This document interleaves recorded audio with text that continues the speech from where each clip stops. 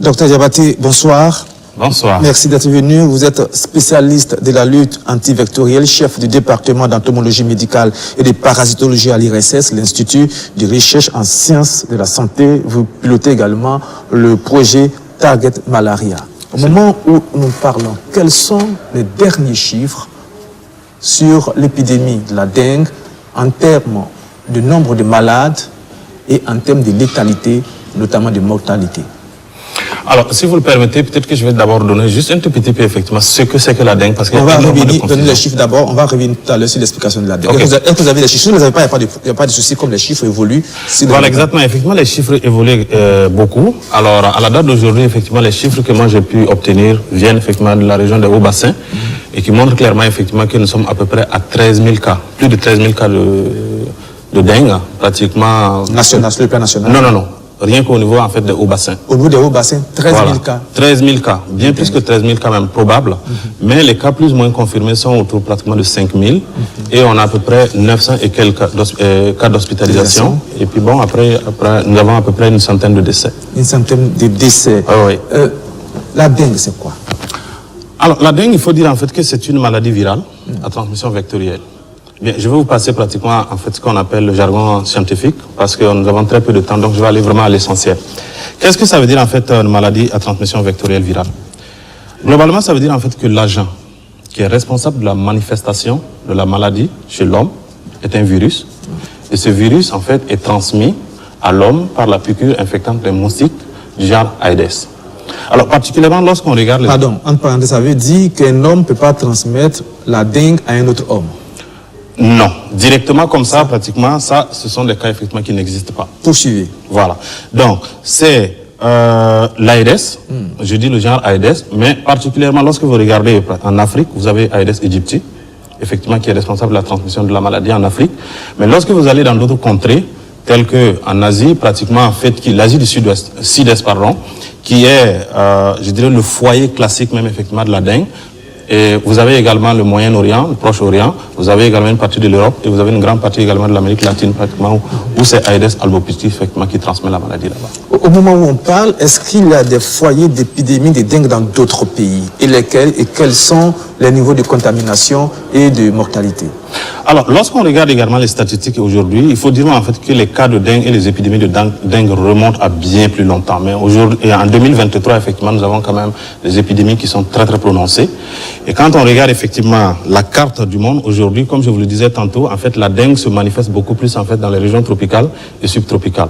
Vous prenez pratiquement depuis l'Amérique latine, l'Amérique centrale, l'Amérique latine, vous avez ce qu'on va appeler en fait le Brésil, vous avez l'Argentine, vous avez le Paraguay, vous avez pratiquement tous ces pays qui sont. Donc vous continuez pratiquement sur cette même bande. Vous allez traverser l'Afrique, mais je reviens à l'Afrique plus tard. Et vous allez au niveau pratiquement du Moyen-Orient, Proche-Orient et même Extrême-Orient, tout ce qu'il y a comme Israël, vous avez la Palestine, vous avez pratiquement la Jordanie, l'Iran, l'Irak, tous ces pays effectivement sont infectés et vous continuez pratiquement jusqu'en Asie, surtout particulièrement en Asie de l'Est, vous avez pratiquement les Philippines, Laos. Et aujourd'hui, quand on regarde effectivement les statistiques, on se rend compte qu'il y a quand même pas mal d'épidémies qui sont déclarées de gauche à droite, et particulièrement par exemple au Bangladesh, où c'était vraiment très très meurtrier.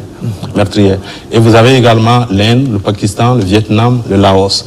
Et au-delà de ça, maintenant, quand on regarde en Afrique, on a également des cas de dengue qu'on retrouve presque un peu partout. Presque tous les pays qui sont presque limitrophes au Burkina Faso, c'est-à-dire qu'il y a des cas de dengue qui ont effectivement déjà été signalés. Et des épidémies également ont été signalées dans certains de ces pays-là. Donc vous avez le Burkina Faso, vous avez le Sénégal, vous avez le Nigeria, vous avez le Cap-Vert, vous avez plein d'autres pays. Et surtout également toute la bande de l'Afrique de l'Est. Ce que vous dites, c'est que le cas du Burkina Faso n'est pas un cas isolé. À quel moment, docteur, on peut soupçonner un cas de dengue chez un patient? Quels sont les premiers symptômes et qu'est-ce qu'il faut faire?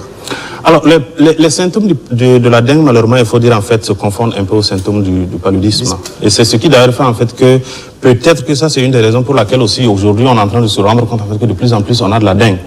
Parce que, de par le passé, quand les agents de santé avaient été formés spécifiquement, effectivement, à pouvoir traiter le paludisme, Et donc, lorsque vous avez des manifestations cliniques pratiquement qui se présentaient systématiquement, comme on n'avait pas assez d'outils de diagnostic pratiquement, je veux dire en campagne, donc les gens traitaient directement ça comme paludisme. Mais de plus en plus aujourd'hui, on se rend compte, non seulement on a fait une amélioration vraiment très constante en ce qui concerne effectivement les outils de diagnostic, mais qui ont été aussi beaucoup vulgarisés. Et donc du coup, les gens utilisant, de plus en plus, on se rend compte effectivement qu'il y a de la dengue un peu partout aujourd'hui. Alors, docteur, vous travaillez sur la lutte notamment contre le paludisme. Et en 2019, vous, quand je dis vous, je parle de l'institution que vous dirigez, avez fait ce qu'on appelle un lâchage de moustiques appelé moustiques génétiquement modifiés. Tout à fait. Et c'était une expérience qui devrait permettre de diminuer les nids de moustiques, sinon les moustiques capables de transmettre le paludisme. C'était en 2019. 4 ans plus tard, on n'a pas les résultats de cette expérience, on ne sait pas si cela a marché ou pas, en tout cas les contaminations du paludisme n'ont pas diminué. Et puis on a une épidémie de dengue qui surgit. Quel lien y a-t-il entre ces moustiques génétiquement modifiés qui font peur et desquels on se méfie beaucoup et cette résurgence de la dengue? Est-ce qu'il y a un lien? Et lequel? Alors, si vous le permettez, je vais d'abord donner peut-être juste une raison pour laquelle, effectivement, on est en train de travailler sur le moustique génétiquement modifié avant de venir aux autres questions. Vous savez, quand moi j'étais toujours étudiant, pratiquement quand je faisais mon 2A, lorsque vous regardiez les statistiques du paludisme à l'époque, on était à 2 millions de décès par an.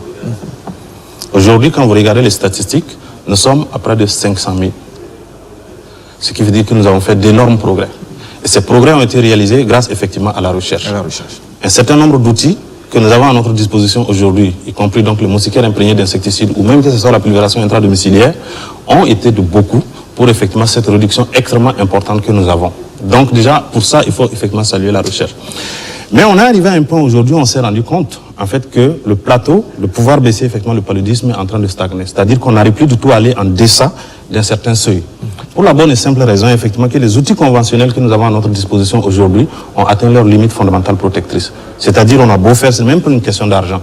Vous avez beau mettre de l'argent que vous voulez, vous pouvez donner tout le temps que vous voulez, vous ne pourrez pas être en mesure, effectivement, de descendre le paludisme en dessous de ce seuil-là.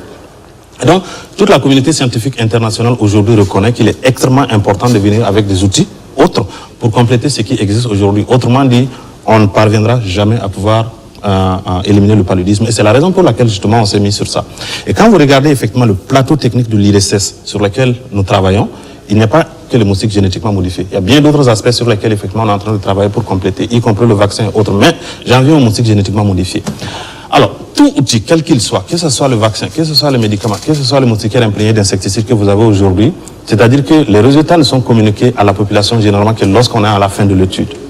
C'est-à-dire les gens ne savent pas exactement ce qui se passe au labo jusqu'à l'exploitation pour avoir le produit final. C'est vers vraiment la fin qu'on exploite et qu'on communique à la population qu'on a un produit. Mais le cas spécifique des moustiques génétiquement modifiés est complètement différent parce qu'en fait c'est une technologie qui est complètement nouvelle. Beaucoup de gens ne connaissent pas, il y a beaucoup de suspicions autour.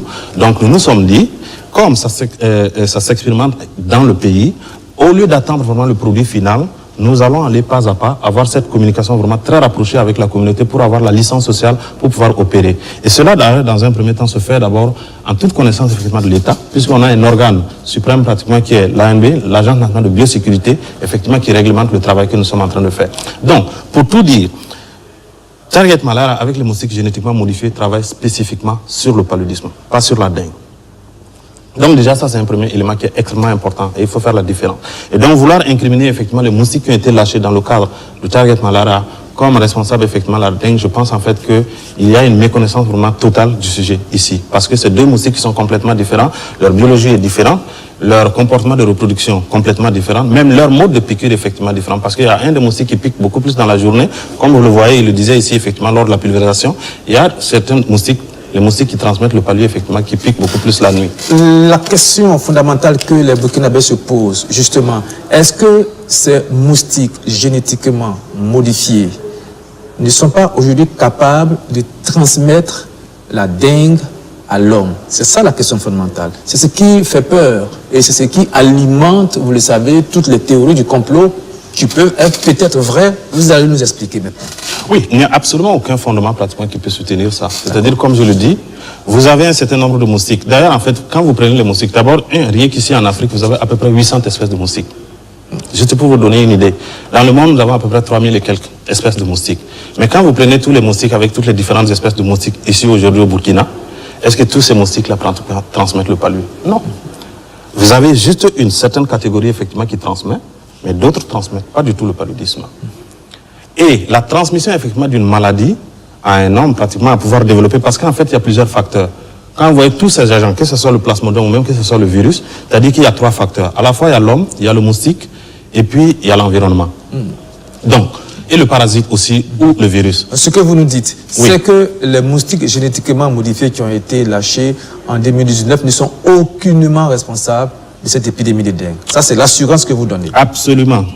Absolument, je suis absolument convaincu. C'est-à-dire qu'il n'y a aucune preuve scientifique aujourd'hui qui peut maintenir en fait que Anopheles peut transmettre la dengue. Il n'y en a pas. Surtout qu'il y avait eu une terrible épidémie de dengue en 2013 et puis en 2016, en ce moment, il n'y avait pas encore les moustiques génétiquement modifiés. Exactement. C'est-à-dire que quand vous prenez ce cas spécifique, effectivement, il y a eu des épidémies de dengue au Burkina Faso bien avant même effectivement que le projet Target Malade avec les moustiques génétiquement modifiés ne commence.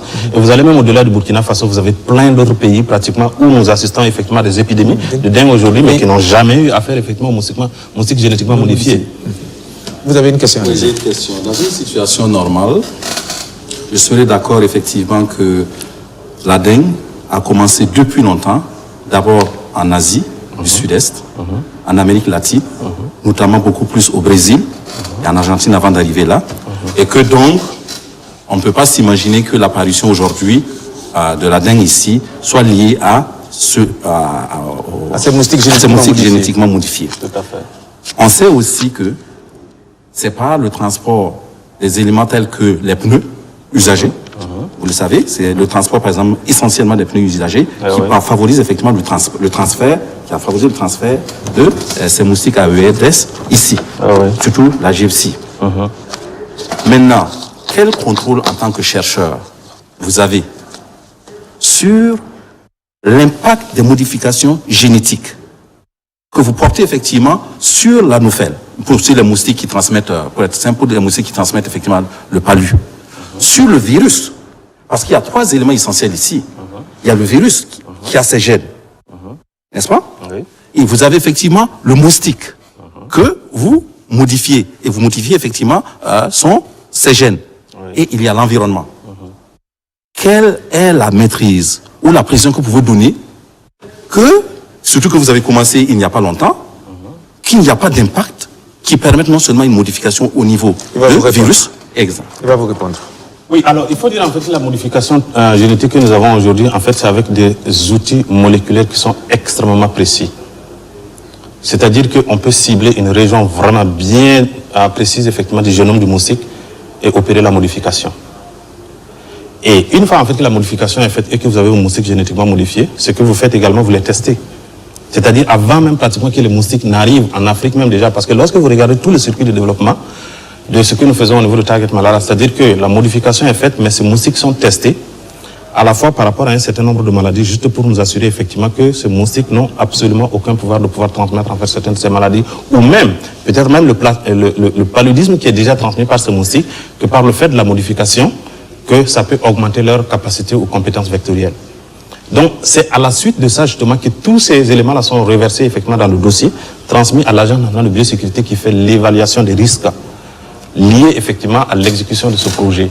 Et l'Agence nationale de biosécurité, lorsqu'il vous donne l'autorisation, effectivement, de pouvoir faire le travail, ça veut dire, effectivement, qu'ils ont pris soin de regarder tous ces éléments un à un avant de vous donner l'autorisation. Et donc, pour tout vous dire, la modification est vraiment très précise, parce qu'il y a des ciseaux moléculaires aujourd'hui qui vous permettent pratiquement de pouvoir cibler une partie spécifique de l'ADN, vous coupez et vous insérez juste le fragment d'ADN effectivement qui vous intéresse et qui vous donne effectivement le résultat que vous attendez. Et après, vous regardez justement, est-ce que ce fragment d'ADN que vous avez introduit a la capacité peut-être de sortir de là et de se retrouver également dans d'autres parties du génome. Et on se rend compte que ce n'est pas du tout le cas et sur plusieurs générations. Idrissa Ouedraogo. Quel était le but en fait de votre exercice de modification génétique? Pourquoi? Et quel était... Enfin, ce que je veux dire, on n'a pas encore l'explication. Pourquoi on a procédé à ça? Et quel est l'état actuel? Il a expliqué tout à l'heure. Non, je comprends l'opération. Mais pourquoi? À moins que je n'ai pas compris. Pourquoi on fait de la modification génétique? Oui. Voilà, pour la bonne et simple raison, comme je le disais tantôt, les outils que nous avons aujourd'hui à notre disposition ont montré leurs limites. Je vous disais tantôt, quand j'étais toujours étudiant, on avait 2 millions de décès, 2 millions de cas de décès dus au paludisme. Aujourd'hui, on est à 500 000 et quelques. Et tous les outils que nous avons, que ce soit les médicaments, les moustiquaires ou tout ce que vous pouvez penser, que nous avons à notre disposition aujourd'hui, on a beau tout faire, mais on n'arrive pas à descendre en dessous de ce plateau-là. Et lorsque vous regardez même les statistiques spécifiquement, parce que par endroit, vous allez vous rendre compte effectivement que peut-être par endroit, sur la surface de la Terre, pratiquement, en fait, il y a beaucoup plus de réduction. Mais au Burkina, les cas d'incidents du paludisme même sont en augmentation. Ça consiste en quoi la modification? C'est pour quoi faire en fait? Voilà, la modification justement, en fait, c'est pour permettre, parce que comme on le dit très souvent, effectivement, le paludisme est lié au moustique. Évidemment, pas de moustique, pas de paludisme. Donc, la modification consiste spécifiquement à attaquer effectivement un gène de fertilité du moustique. C'est-à-dire, lorsque vous arrivez effectivement à affecter le gène de fertilité de ce moustique pratiquement n'aura plus suffisamment d'enfants. Et s'il n'a plus suffisamment d'enfants, donc du coup, vous cassez par la même occasion, effectivement, la chaîne de transmission. Et il y a un modèle, effectivement, que nous avons pu mettre en place avec cette modification qui a montré qu'une fois que ces moustiques sont lâchés, ce qui, je dois d'ailleurs préciser, que la modification génétique jusqu'à présent que nous avons lâchée n'est pas encore le gene drive, parce que c'est le gene drive, effectivement, qui est le produit final. Mais nous avons décidé, effectivement, d'aller étape par étape. Donc, on a fini la première étape en 2019, on est sur la deuxième étape, et c'est après la deuxième étape, effectivement, qu'on va passer au produit final, qui va être vraiment communiqué publiquement. Et une fois, effectivement, que ces moustiques sont lâchés, en principe, l'intérêt ici, c'est-à-dire que vous avez votre gène d'intérêt qui va se propager vraiment très, très facilement, et vous n'avez plus besoin, pratiquement, d'aller de recoin en recoin, pratiquement, pour lâcher le moustique vous-même, parce que c'est le moustique même qui fait le travail. Il prend votre gène d'intérêt, et il le propage, effectivement, dans la nature, et il arrive à réduire la densité, et donc avoir un impact sur la transmission. J'espère que le docteur Diabaté comprend bien le contexte de persécution que les Africains, notamment au sud du Sahara, développent. Tout à fait. Voilà, on a vu le Covid, finalement, les marchés se sont ouverts de force et arrive, finalement, est-ce qu'on n'est pas dans la fabulation et dans le traumatisme délibérément créé par l'OMS? Est-ce que vous êtes un spécialiste, mais quand même, convenez que la population novice et profane dans la matière puisse se poser des questions. Aujourd'hui, l'OMS déclare plus de 30 pays qui ont donc la dengue comme une sorte en présence endémique. C'est ça, hein? Une trentaine en Afrique. Ouais. Et c'est la première fois depuis 20 ans. Et il se trouve que justement, ces pays-là, on peut les répartir en palettes avec votre fameuse expérience. Forcément, les gens vont faire des rapprochements suspects. Alors maintenant, c'est à vous de pouvoir monter carte blanche, mais j'ai l'impression que vous dites non, c'est pas possible. Souffrez que les Africains au sud du Sahara ont beaucoup souffert de manipulation en matière d'épidémie et autres là. Souffrez que les gens soient suspicieux. Ensuite, moi, vous avez dit ici quelque chose qui me... Mais vous permettez que je réponde à ça d'abord? Répondez d'abord. Oui, non, juste pour vous dire en fait que pour moi, effectivement, je ne suis pas tout à fait du tout surpris alors du tout que les gens se posent des questions, ce qui est tout à fait normal. Dans un pays, quel qu'il soit, lorsque vous avez effectivement une crise sanitaire comme ça qui arrive, effectivement, il y a des suspicions qui viennent de partout. Mais maintenant, par contre, faites appel à ceux qui ont l'expérience et qui ont l'expertise et qui viennent sur les plateaux pour pouvoir expliquer. Et ça, c'est la raison pour laquelle aujourd'hui, on est là. Comme vous le voyez très bien, effectivement, on a pris les pays d'Afrique, on a dit effectivement il y a des épidémies de dengue. Mais au-delà, si vous allez sur le net aujourd'hui, vous regardez Bangladesh, Bangladesh est très loin de l'autre côté. Ça n'a absolument rien à voir avec l'Afrique. Mais ils ont une épidémie terrible. Oui. Et l'OMS même, oui. Une de mes questions, c'est sur ça justement. Est-ce que vous confirmez que justement, dans la zone de l'Asie du Sud-Est, ils ont un drogue qu'on peut boire dans n'importe quel kiosque à café, etc., et qui vous fait passer rapidement la dengue, et que le Bangladesh, justement, pour des raisons religieuses, les gens refusent de boire ce drogue-là. Est-ce que vous pensez que c'est vrai? Ensuite, le paracétamol, finalement, ça combat ou ça aggrave la dengue? Parce qu'il y a beaucoup de croyances, on raconte beaucoup de choses. Ensuite, la question ça fait beaucoup de questions asymptomatiques. Ah oui. Parce que vous avez dit que la dengue ne se transmet que par l'Aïdes, c'est ça? Oui, la piqûre, effectivement, de l'Aïdes. Il y a des gens, et ça pose tout le problème de même de l'information. Peut-être qu'il faudrait que votre institut chapeaute un peu toute la campagne d'information aussi pour rassurer les gens. Parce que beaucoup disent qu'il y a des patients qui sont porteurs asymptomatiques et qui transmettent. C'est-à-dire l'homme serait donc un moustique pour l'homme, en réalité. Oui, alors, effectivement, ça d'abord, sur cette dernière question. la transmission de l'homme à l'homme. Non, l'homme ne peut pas transmettre vraiment la maladie directement à l'homme. Ça, c'est pas du tout possible. C'est impossible qu'un homme transmette la dengue à un autre homme. Le virus doit passer nécessairement effectivement par le moustique. Ça s'amplifie et maintenant quand ça arrive au niveau des glandes salivaires, il pique quelqu'un d'autre, effectivement, il peut le transmettre. Mais il peut arriver vraiment de façon effectivement exceptionnelle que par le biais peut-être de la transfusion sanguine, qu'effectivement on puisse avoir la transmission. C'est minime. Voilà, c'est minime. Et aussi, il y a des cas, effectivement, qui ont été reportés qui montrent, effectivement, qu'il y a une transmission verticale, c'est-à-dire de la maman à l'enfant. Mais ça sont vraiment des cas minimes par rapport à la transmission qu'on connaît avec le moustique. En termes de soins maintenant, parce qu'il a parlé du paracétamol, qu'est-ce qui est recommandé? Oui, alors il faut dire aujourd'hui en fait qu'il n'y a vraiment pas de traitement spécifique qui s'attaque à la cause même de la dengue. C'est-à-dire que tout ce que vous pouvez avoir lorsque vous êtes affecté, mais ça ce serait certainement nettement mieux dans la bouche d'un médecin. Parce que moi je ne suis pas du tout médecin, mais je vais juste essayer de donner des éléments de réponse. C'est-à-dire que lorsque vous avez la dengue, on cherche plutôt à calmer un peu les symptômes. Mais dire en fait qu'on peut traiter directement effectivement la dengue, ça c'est pas du tout possible. Alors le paracétamol, alors je vis effectivement que lorsque vous avez la dengue, ils disent qu'il faut prendre le paracétamol, mais par contre il faut éviter ce qu'on appelle l'aspirine ou l'ibuprofène. Parce qu'effectivement, paracétamol, ça ne traite pas, mais ça calme un peu les symptômes. Voilà, donc c'est complètement différent. Et c'est ce que nous avons d'ailleurs effectivement avec tous les traitements que quand on hospitalise quelqu'un, ce n'est pas réellement systématiquement la dengue en fait qu'on traite, mais c'est beaucoup plus pour calmer les symptômes. Il n'y a pratiquement pas de médicaments à proprement parler pour la dengue. Aujourd'hui, il y a un seul vaccin qui a vraiment une efficacité très très limitée et qui n'est pas utilisé largement, à large échelle. Mais il y a quand même pas mal de recherches, effectivement, que ce soit du côté des vecteurs que les gens sont en train de mener, ou même que ce soit du côté de nouveaux vaccins, effectivement, que les gens sont en train de mener. Là, c'est en Asie du Sud-Est. Oui. Et que nous, on ne pourrait pas importer. Merci. Une seconde, Dassé, une seconde. C'est bon? Sur le grog, là, est-ce que ça existe vraiment ou bien, si ça existe, est-ce que nous, on ne pourrait pas importer ça? Est-ce qu'il y a d'abord l'information?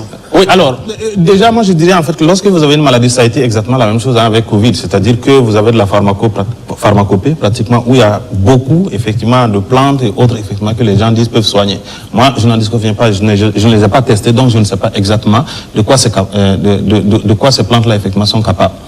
Mais, une chose est claire, et ça, encore une fois, je mets un bémol ici, c'est-à-dire qu'il faut voir vraiment les spécialistes pour pouvoir effectivement parler de la question. En ce qui concerne les pharmacopées, peut-être qu'il va falloir faire très attention et expliquer à nos téléspectateurs qu'il faut faire attention aux différents dosages. Exactement. J'ai un ami médecin qui m'expliquait ce matin qu'il a eu un cas grave de dengue parce que la dame, le patient en question, plutôt avait été hospitalisé parce que atteint de dengue. On lui déjà injecté des médicaments et sa famille lui donnait en plus de cela des décoctions de feuilles de papaye, de goyave, et que en mettant tous ces médicaments ensemble, ça a endommagé ses reins et son foie. Donc il faut faire très attention. Docteur, vous le confirmez, aux décoctions qu'on consomme? Absolument. Même au-delà pratiquement de décoctions, moi je dirais pratiquement tout médicament que nous prenons, il faut savoir en fait qu'il y a une part de poison là-dedans. Parce qu'en fait, l'organisme n'absorbe pas tout. Il prend juste les éléments essentiels et à un certain moment, effectivement, il faut que l'organisme arrive à libérer effectivement le reste. Mais plus vous prenez que ce qui est normalement dû, c'est-à-dire que vous mettez effectivement votre organisme en danger. Et surtout pour des gens, par exemple, qui ont des problèmes rénaux, effectivement, ça devient un problème parce que tout ce que vous consommez systématiquement, effectivement, doit être purifié au niveau des reins et autres. Dassé Bendouté, on reviendra après. Ok, d'accord, merci. Dassé Bendouté, sur la question de la dengue, on est en train de finir, on est en retard. Hein. Allez-y. Oui, merci. C'est un sujet très important, mais avant tout propos, permettez-moi de présenter mes condoléances à la famille de la médecine burkinabé parce que on apprend que le docteur Dakio est décédé. Donc, vraiment, c'est une perte pour la médecine burkinabé. Et moi, les explications qui ont été données ne me convainquent pas. Et c'est vrai, c'est un chercheur. Moi aussi, je suis sociologue. Et dans le cas des études sur le développement, on a étudié beaucoup ces questions de population et de stérilisation des populations, surtout en Afrique. Quand on parle de moustiques génétiquement modifiés, moi, je ne sais pas. En tout cas, je ne connais pas tous les centres de recherche au Burkina. Je ne sais pas dans quel laboratoire au Burkina Faso on a atteint le niveau technologique pour modifier le moustique. En tout cas, je ne sais pas dans quel laboratoire au Burkina Faso on a atteint cette maîtrise et que c'est une expertise qui est venue de nous et qu'on peut aller, en tout cas, attaquer notre biodiversité avec des moustiques, surtout qu'on a déjà plusieurs types de moustiques. Ça, c'est un. Deuxièmement, la question du palu. Moi, je reste toujours dans l'histoire. Dans la ville de Bobo-Dioulasso, quand les Français y étaient, la guinguette était la piscine naturelle qu'ils ont aménagée pour vivre. Et on se rappelle, les gens ne parlaient pas de palu. Parce qu'on traitait bien, on pulvérisait, et les populations même étaient sauvées. Et en tout cas, c'était pas un problème parce que les Français qui y vivaient, le paludisme qui est une maladie très grave pour les Occidentaux particulièrement, ils avaient mis les moyens. Et aujourd'hui, on sait que, en termes de palu, en Afrique particulièrement, on peine à trouver des produits comme le sida. Maintenant, moi, étant donné qu'on est dans le contexte de commémoration de Thomas Sankara, c'est ce que Thomas Sankara avait vu. Et il a lancé l'IPN, l'Institut des peuples noirs. Tant que nous-mêmes, nous n'allons pas maîtriser les recherches scientifiques par nous-mêmes, on ne va pas s'en sortir. Parce que ces projets-là, je les connais. En tant que sociologue, on sait, on vient avec des projets, on donne à nos chercheurs, on met de l'argent, les gens se les approprient, mais les objectifs cassés derrière, on sait. Bon, je suis désolé de le dire, mais moi aussi, c'est ma spécialité. Je me dois aussi de m'exprimer en tant que sociologue. Voilà. Donc, moi, c'est des choses qu'il va falloir que l'État, actuellement, prenne ses responsabilités. Vous savez, la première indépendance, la première chose que Cuba a faite, quand ils ont pris leur indépendance, ils ont combattu avec les Américains, c'était la souveraineté sanitaire. Fidel Castro avait de la vision parce qu'il dit que sur le plan sanitaire, s'ils ne sont pas vraiment autonomes, on va les détruire. Aujourd'hui, Cuba, on sait que dans le monde, c'est l'un des rares pays qui peut Dacier de Bendouté. Dacier de Bendouté. Dacier de Bendouté, pardon, Dacier, quand je prends la parole, laissez-moi aller jusqu'au bout. Quand vous parlez, j'ai l'amabilité de vous laisser aller jusqu'au bout de votre développement. Quand je la prends, permettez que je puisse poser une question pour que vous puissiez donner des idées plus claires, des précisions. Voilà. Vous dites que vous n'êtes pas convaincu par les argumentations du docteur Diabaté. Qu'est-ce que vous reprochez précisément à l'argumentation du docteur Diabaté pour qu'il puisse vous répondre? Parce que les scientifiques burkinabés ne peuvent pas nous dire aujourd'hui que la technologie des moustiques génétiquement modifiés vient des laboratoires made in Burkina et c'est inventé par quel chercheur. D'autant plus que le paludisme lui-même et le médecin, comment il s'appelle, le savant qui a inventé le produit comme le palu là, comment il s'appelle, son nom m'a échappé là. Et on vient d'homologuer, l'OMS vient d'homologuer ça là. Comment il s'appelle encore? C'est Tinto, non? Guindo. Non. Tinto. Collègue, il a l'IRSS, oui. Voilà, le combat qu'il a mené pour homologuer son produit. Pourquoi autant de temps? Quand vous prenez encore le même palu, l'affaire de l'Artémisia, on se rappelle... Il va vous répondre, Dacier maintenant, Dacier, il va vous répondre. Il va vous répondre. Il va vous répondre, Dacier. Allez-y, docteur Diabaté. Alors, moi, je dirais déjà, en fait, que pour un sociologue, pratiquement, moi, je suis vraiment très surpris de voir, en fait, qu'il raisonne de cette façon. Je m'excuse, je ne m'attaque vraiment pas du tout à vous avez le droit d'avoir votre opinion. C'est-à-dire que, de la façon que moi je comprends, c'est-à-dire, oui, vous n'avez pas la technologie, donc, du coup, vous devez rester tel que vous êtes. Tout ce que nous avons aujourd'hui, tous les médicaments, quels qu'ils soient que nous avalons aujourd'hui, tous les vaccins que nous avons, que ce soit contre la fièvre jaune, que ce soit même les vaccins effectivement qui sont en développement en ce moment, ou que ce soit effectivement les moustiquaires imprégnés d'insecticides aujourd'hui pratiquement qui viennent en Afrique. Concrètement, c'est par le biais effectivement de la collaboration des Africains avec les autres pour pouvoir effectivement mettre ça au point. Alors moi je vais vous donner juste un exemple. Vous savez, moi j'ai fait une partie de mes études aux États-Unis. Dans les années 1950, lorsque vous preniez pratiquement la Chine, par rapport à son niveau de développement technologique et scientifique, vous allez vous rendre compte qu'ils étaient largement derrière. En retard par rapport aux autres pays. Mais le labo où moi je travaillais, pratiquement, c'est-à-dire que quand vous rentrez là-bas, vous avez l'impression que vous êtes en Chine. Parce que les chercheurs chinois pratiquement venaient pour apprendre des autres et amener ça chez eux. Et c'est ce qui leur a permis d'être là aujourd'hui. Alors dire qu'aujourd'hui, nous n'avons pas la technologie et donc du coup il ne faut pas le faire. Alors quand est-ce que nous allons l'avoir? Je pense qu'il est extrêmement important en tant qu'Africains que nous-mêmes également on se réveille et qu'on se dise tant qu'on n'a pas cette masse critique de chercheurs africains capables effectivement de pouvoir venir avec de nouvelles idées et que si nous ne l'avons pas, qui c'est qui l'a? Et comment est-ce qu'on peut apprendre ça d'eux et ramener ça ici à la maison? Et lorsque vous regardez effectivement tout le pipeline effectivement de la recherche que nous sommes en train de mener, on ne se limite pas qu'effectivement à tester ces moustiques génétiquement modifiés. D'abord, l'État burkinabé a mis en place effectivement des fonds spécifiques qui ont loué la Banque mondiale pour mettre en place un centre d'excellence que nous traitons effectivement avec l'Université Nazi Boni, où nous formons les PhD, Nous formons également les mastodons, pratiquement, pas seulement de l'Afrique, mais qui nous viennent pratiquement un peu de partout de l'Afrique sur les maladies à transmission vectorielle, spécifiquement sur cette technologie. Et deux, nous allons bâtir également une plateforme, parce qu'on a fait comprendre effectivement à nos partenaires, en aucun cas nous voulons être dans ce projet et à la fin du projet pratiquement se retrouver juste effectivement à tester le produit. Nous voulons que d'ici la fin de ce projet, nous ayons la plateforme technique la plus solide de l'Afrique. Deux, et que nous ayons les compétences qu'il faut. Alors, on a déjà commencé à envoyer nos étudiants. Aujourd'hui, aux étudiants, moi, je peux vous mettre mes étudiants ici sur le plateau technique, ils vont vous expliquer de A à B. Je ne parle même pas de moi.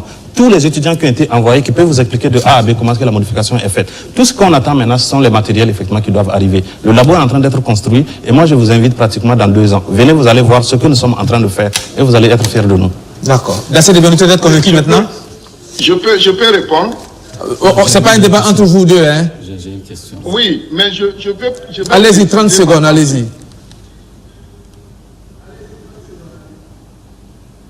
Vous m'entendez? Oui, allez-y, allez-y. Voilà. Donc, moi, je pense que la recherche scientifique est holistique. Et chaque domaine peut envoyer des critiques. Et moi, je dis et je réaffirme, on sait comment on a stérilisé, inoculé des virus, contrôlé la population. Vous avez des preuves, Dacier Debenouté? Dacier, pardon. Non, je termine. Dacier, non, Oui. Vous avez des preuves de ce que vous dites? Oui. Est-ce que vous avez des preuves de ce que vous avancez comme accusation? Monsieur Dapa, Oui. il faut voir le professeur Ram Christophe Savadogo. C'est lui qui m'a enseigné en sociologie du développement. Le système de contrôle des populations. C'est un cours qu'on voit en sociologie. Voilà. Il faut que, quand même, et quand on parle, il faut qu'on s'écoute. La question de contrôle des populations à travers les vaccins, c'est un fait réel. On étudie en sociologie des populations comme en sociologie du développement et dans toutes les questions du développement. Moi, je ne suis pas en train de les accuser de quelque chose. C'est à travers ses propres explications que je parle du fait qu'on n'a pas la technologie. Nous sommes en train d'appliquer quelque chose et c'est du devoir des populations de se plaindre et de s'inquiéter parce qu'à plusieurs reprises, l'Afrique a vu ce problème où on amène des produits qui ne sont pas ça. Donc, en tant que chercheur, il y a ce qu'on appelle, qu'il doit comprendre, les représentations des populations en matière des produits ou, si vous voulez, de la recherche qu'ils veulent faire. Les cas de dengue aujourd'hui, là, quand ils avaient lancé ces moustiques, il n'a qu'à se rappeler au tout début, en son temps, quand on lançait, c'était un débat. Les gens n'étaient pas d'accord. Et les gens demandaient aux chercheurs, est-ce que vous maîtrisez ce sujet? Et on a choisi des zones. La zone de Bobo dont on parle. Dans la zone là, on a largué les moustiques aussi. Donc, il faut une géographie de la maladie aussi. J'aimerais qu'il m'explique la géographie du problème. Parce qu'en santé aussi, il y a la géographie de la santé. Expliquez. Moi, je ne suis pas en train de vous accuser. Mais j'accuse le fait qu'on n'est pas libre en matière de santé dans le domaine de la recherche. Et je parle du produit de notre chercheur qu'on a bloqué et que finalement on vient d'homologuer. Et j'ai dit, il va falloir qu'on soit autonome.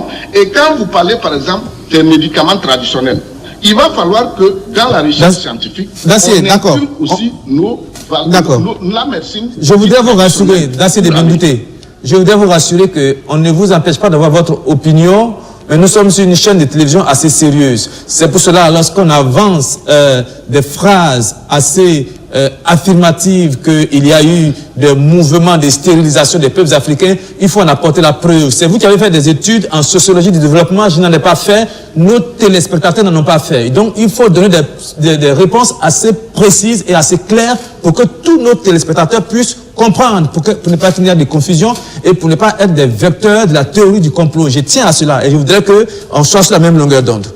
Allez-y, Nada Benga. J'aimerais pas rentrer effectivement dans la théorie du complot, mais j'ai quand même des soucis et une recommandation à faire. Le souci que j'ai, c'est simplement que vous êtes parti sur la base, pour votre étude, vous êtes parti sur la base que, étant descendu jusqu'au seuil de 2 millions à 500 000, vous n'aviez plus effectivement de process pour descendre effectivement en dessous.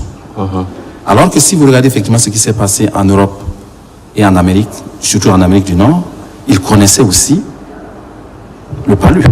Tout à fait. Ils ont travaillé effectivement sans passer par des modifications génétiques pour parvenir effectivement à baisser.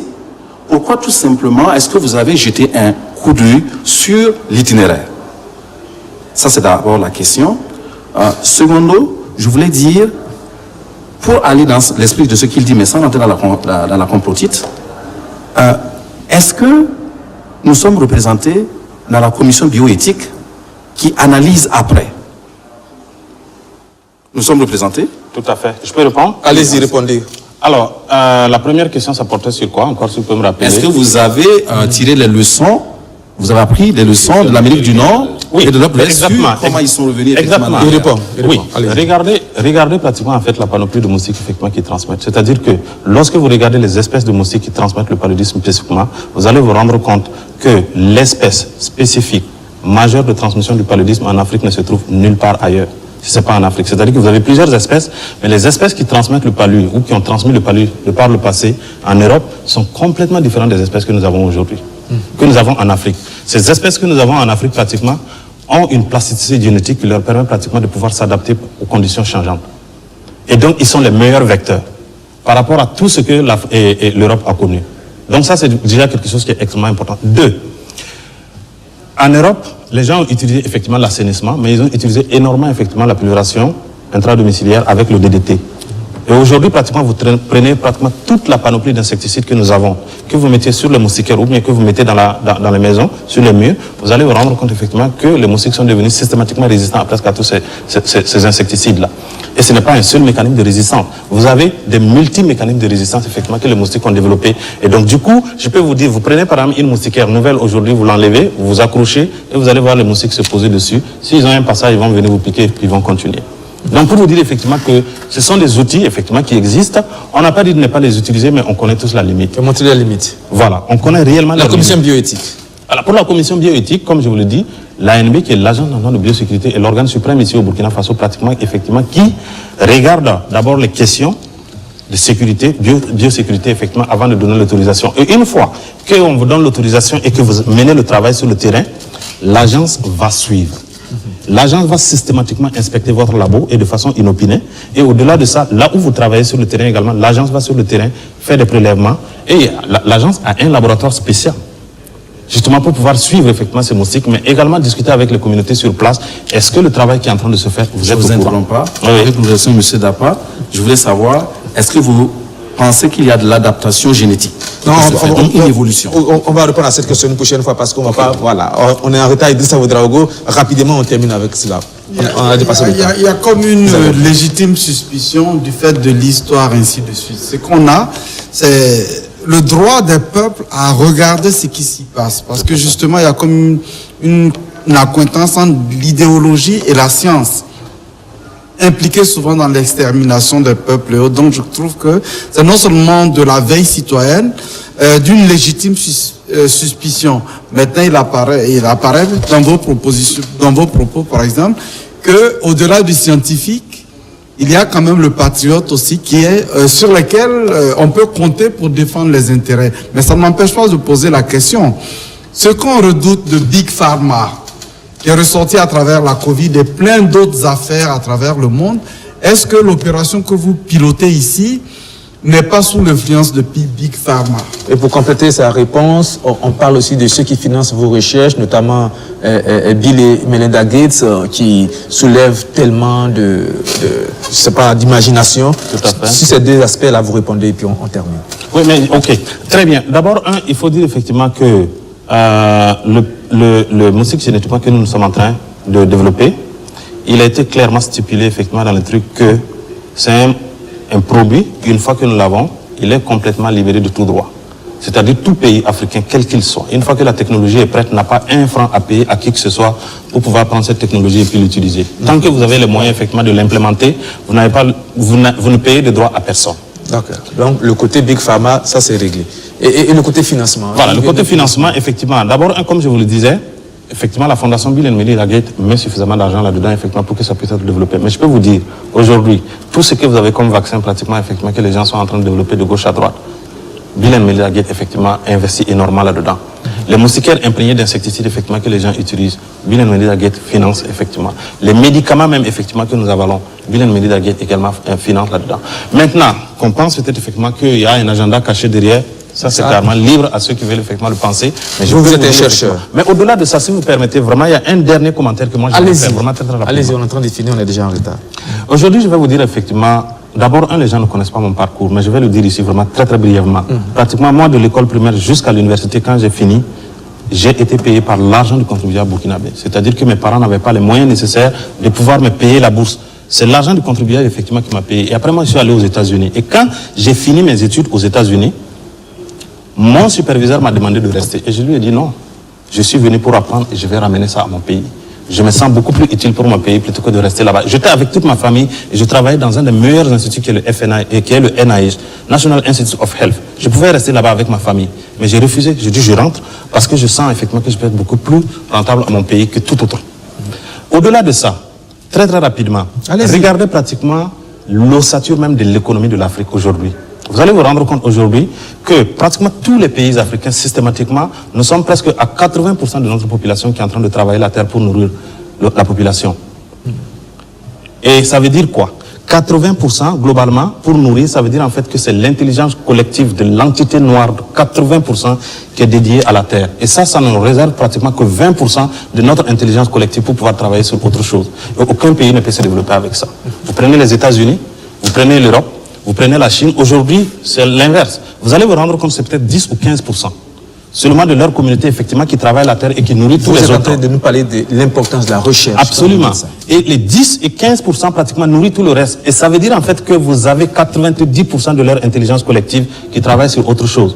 En Afrique, nous avons 80%, mais on n'arrive même pas à se nourrir, on meurt de faim. Et tant qu'on ne va vraiment pas dépasser ce cadre-là, et que nous sommes en train de faire encore une fois, moi je vous le dis, ce n'est pas pour me jeter des fleurs. Je suis vraiment patriote. Je suis vraiment patriote. C'est-à-dire que dans 2 ans, moi je vous invite, BF1, avec tous ceux qui sont sur le plateau aujourd'hui, vous venez, vous allez voir ce que nous sommes en train de construire. La masse critique, parce que les jeunes que nous sommes en train de former aujourd'hui, pratiquement, vous montrent clairement en fait que donnez-nous l'opportunité, nous pouvons vraiment nous donner au pays.